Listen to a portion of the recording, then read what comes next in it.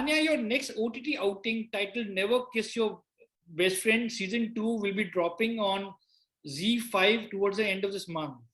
Yes. The season 1 really got a lot of love from audience, especially for your character. So where is Tani be taking us this time around? Tani will be taking you to a very, very different space from season 1. That much I can definitely promise and vouch for. And not just Tani. I feel like this entire show is going to take you into a whole different world, very different from season 1, and drastic change in characteristics with both characters, specifically, obviously, Tani and Sumer. So it's going to be very different this time around. So this show is based on the bestseller of the same name. So what was your relationship like with the source material? Also, did you use this novel while preparing for the part? Vishal, honestly, I've never read the book because during season 1, my director actually suggested to me that I don't need to read the book. So I never read the book, and the writer of the first season was the writer of the book itself, Never Kiss Your Best Friend. So even he was just like, it's fine, don't read it. So if you ask me, do I ever go back to that material for reference? I've never read it, but I do go back sometimes and just watch an episode or two, of Never Kiss. I did that before we started shooting for season 2, just because it had been so long. So how was it like reprising a role for a first time? It was, I love her. And I say this very often, but she's very, very close to me just because she's herself. Usko jo bhi feel ho raha hai, she allows herself to feel that way, and she's very real about it. If she's upset or khijawa or cribbing or crying, she's that person. If she's happy, she's also a very sarcastic girl, which I love because I'm also personally, I love sarcasm. So that is definitely my favorite part about her. But this time around, you'll see her change in terms of her traits. Like the first time, she was more sambla hua, she had her head on her shoulder, she knew what she had to do. This time, she's just like, I don't know. I don't know what is happening in my life. I don't know what I want to do with my life. I don't know what is going on in my life. And I think, I don't know if, have you ever experienced this in your life? I'm sure you have, Vishal, at some point, because I definitely have, where you're just so lost and confused. So that's what she's going through. That's it. So how much do you agree with the choices of your character, Tani?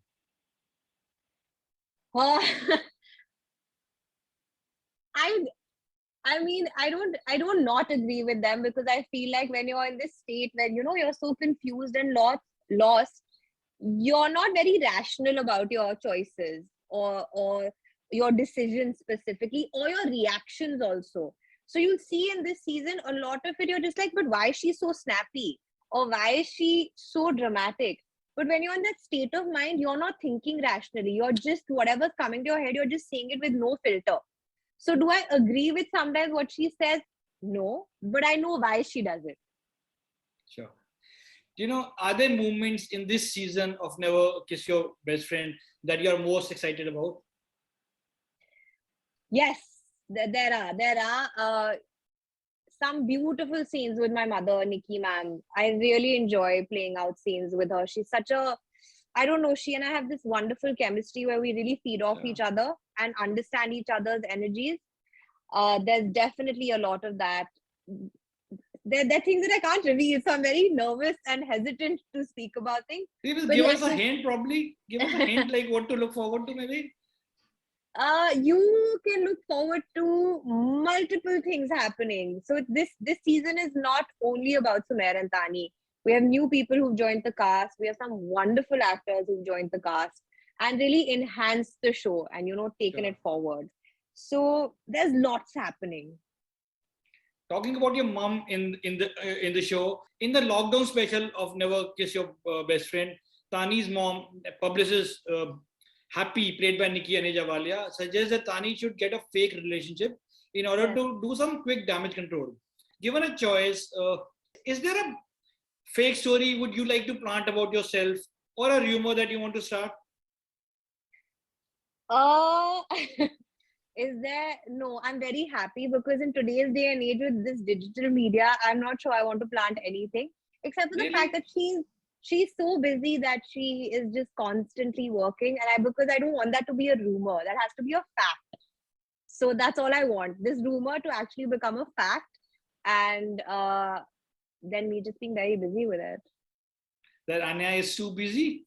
She's too busy. She's too busy I'm working on sure some that, wonderful projects. sure. Talking about the project, I want to talk to you about your movies, but before that, would you please tell us a bit about your early days and how you got your first break with Qaidi Band?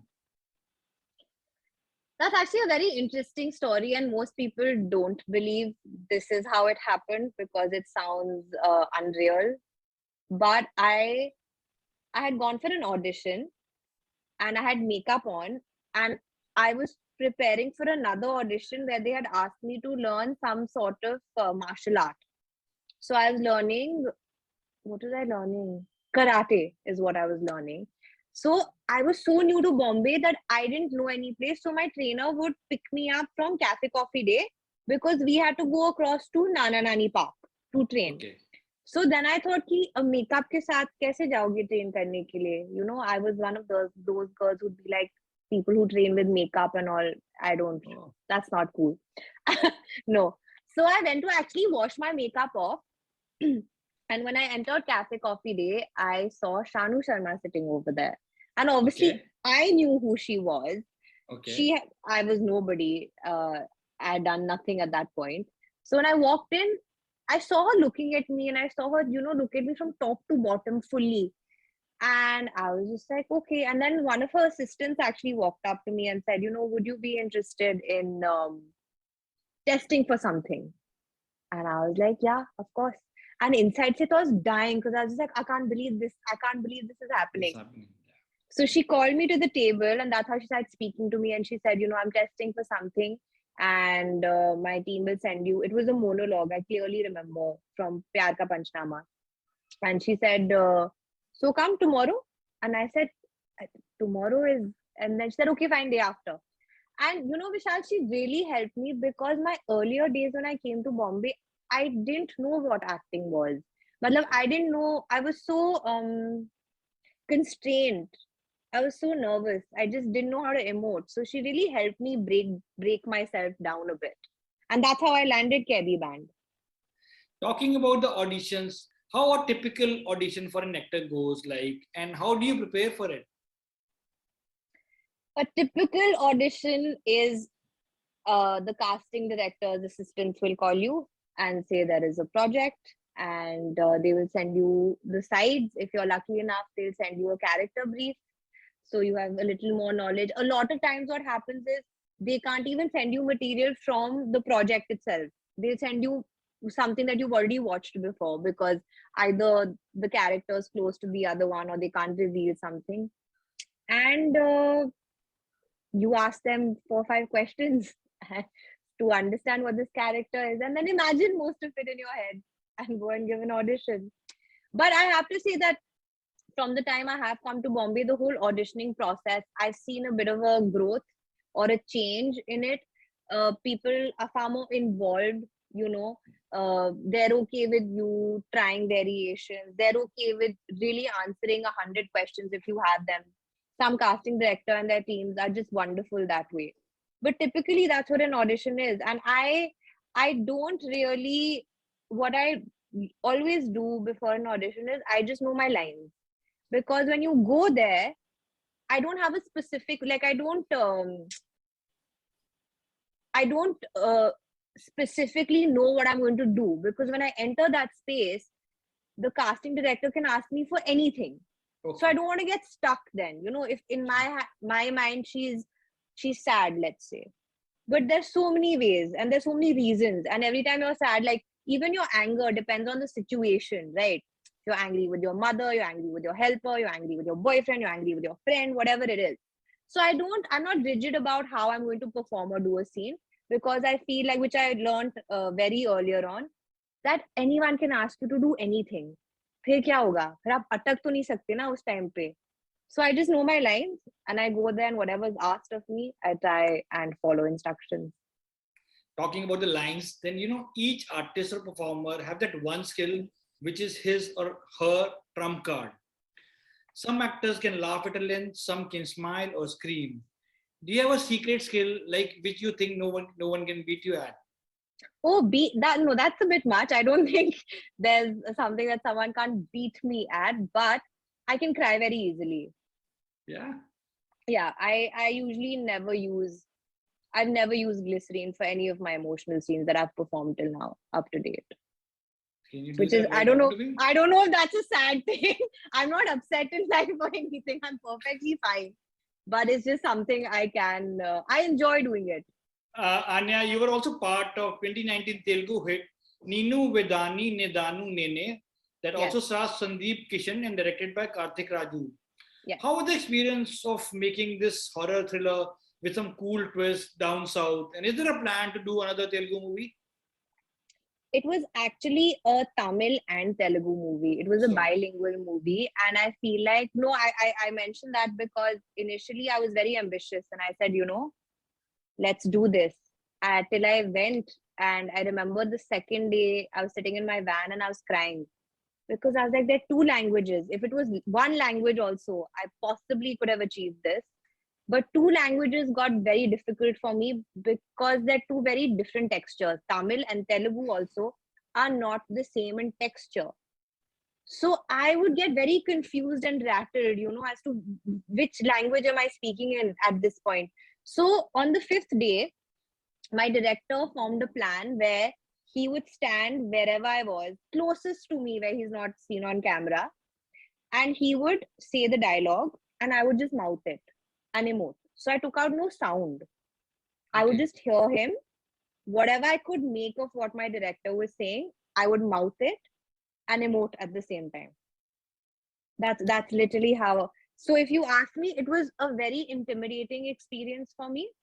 Not for any other reason. They were wonderful people and they really tried to help me, my director, my co-actor, everybody. But when you don't know a language, you're very restricted as an actor also because there's no improv you can add. Yeah. There's nothing that you can really play around with. So that way I felt very limited.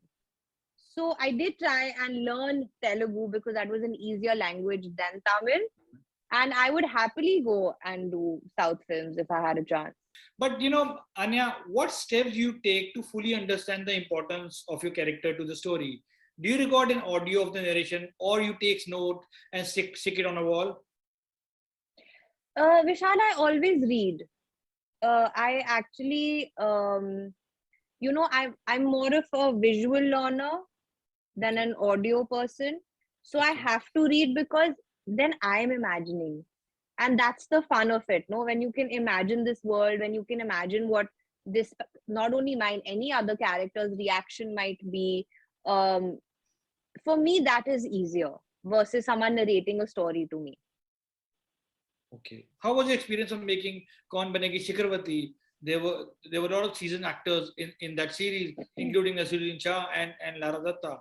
Was it intimidating or was it a big learning? It was a huge learning for me and it was equally intimidating. I was actually the last actor to get locked on the show. And we had to leave in a week, I remember. And straight then the lockdown happened, the first ever lockdown. And the Okay. first thing that came to my head was, oh, I hope this show doesn't get shelved, because so that happens so often when something stops and you haven't started. Very often it doesn't happen. But I think I manifested for this to happen because for months I kept telling my manager, I was like, there's this show and I know the world and I really want to be a part of it. I really want to be a part of it. And they already had someone playing my character at that point. And she said, but she's locked. But I don't know how it happened. And she came to me and I got to play Uma, which for me was so interesting, not only because she's very different from me, but it was a set where Vishal, I got to learn a lot from everybody around me. I had Nasir sir, I had Raghubi sir, I had Lara, I had Soha, I had Kritika Kamra, I had Cyrus, I had Varun, I had my directors. It was just a really, really fun set. So as much as I was learning, I was also cracking jokes with these really senior artists who I've always been in awe of, and I couldn't sometimes I just sit there and be like, I can't believe I'm sitting here. You know, sometimes when you're just like, wow, this is so surreal. I feel so happy to be a part of this project. I think that was my feeling throughout because I really enjoyed myself. What is the best piece of advice someone has given you ever? And is it still something that you follow today? The best piece of advice was given to me. Two things were said to me when my first film didn't do well. One, that at this point, what you're feeling is the worst. And whatever will happen from here will only be better. So इससे नीचे तो आप जा नहीं सकते हो. This is rock bottom. तो यहाँ से जो भी होगा अच्छा ही होगा. And the second thing that someone said to me was, all of this is very temporary and transitional. So I try not to get affected by what's happening. I personally have made a choice to enjoy my work, the process, me going to set, the energy around me, and the end product is really not in my hands. There are 10,000 other things that make a show. You know, there's editing, there's direction, there's so many things. Unfortunately, because you are the face in front of the camera, a lot of the burden comes onto you. Yeah. But I have decided I just have to enjoy the process and I have to enjoy my work, and that's it. Best of luck, and thank you so much for Thank you. talking to me, and looking forward to lots more. Thank you, Vishal. Thank you so much for having me. Thank you.